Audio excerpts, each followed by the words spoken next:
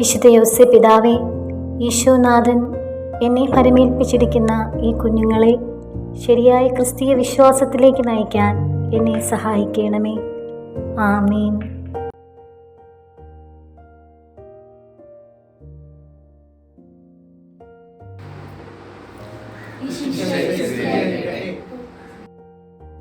ഇപ്പോഴും സ്തുതിയായിരിക്കട്ടെ. വിശുദ്ധ യോഹന്നാൻ എഴുതിയ സുവിശേഷം 6-ാം അധ്യായം 1 മുതൽ 14 വരെയുള്ള തിരുവചനങ്ങൾ. അപ്പം വർദ്ധിപ്പിക്കുന്നു. യേശു തിബെരിയസ് എന്ന കൂടി വിളിക്കപ്പെടുന്ന ഗലീല കടലിൻ്റെ മറുകരയിലേക്ക് പോയി. ഒരു വലിയ ജനക്കൂട്ടം അവനെ അനുഗമിച്ചു.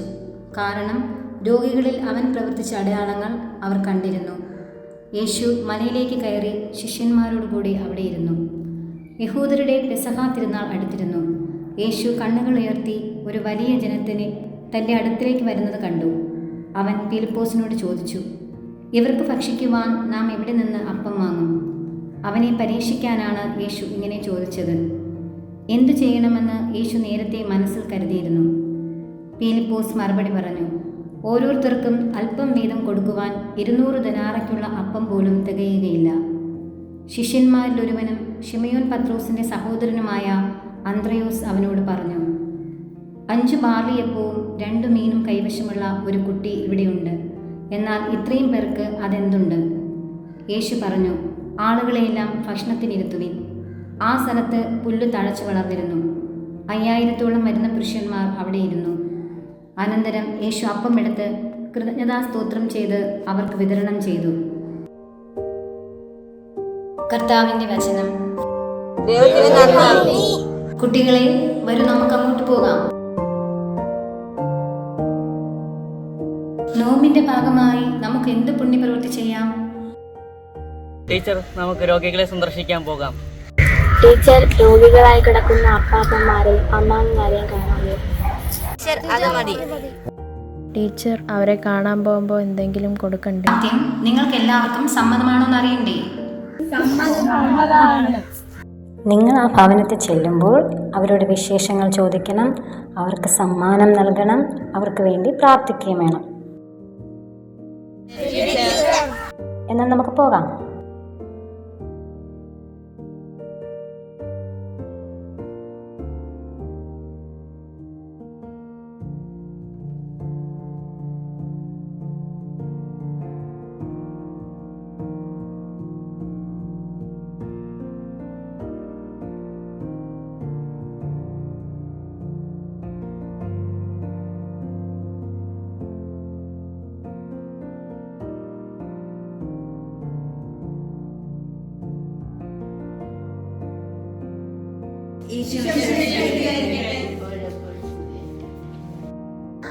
ആന്റി, സുഖമാണോ?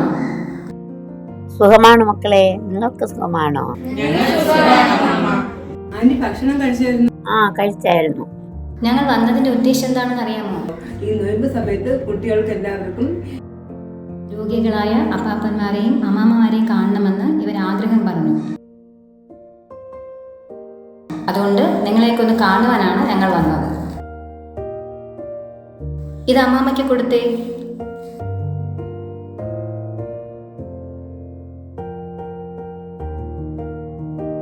നമുക്കിനി അമ്മാമ്മയ്ക്ക് വേണ്ടി പ്രാർത്ഥിക്കാം.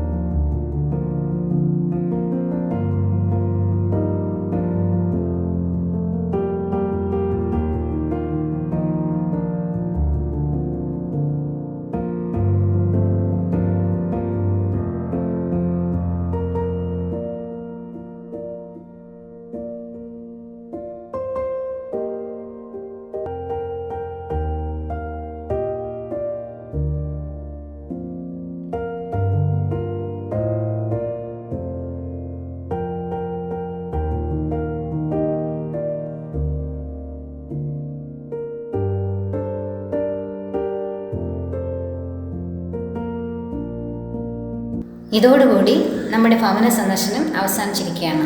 നമുക്ക് എല്ലാവർക്കും സന്തോഷത്തോടു കൂടി നമ്മുടെ ഭവനങ്ങളിലേക്ക് മടങ്ങാം.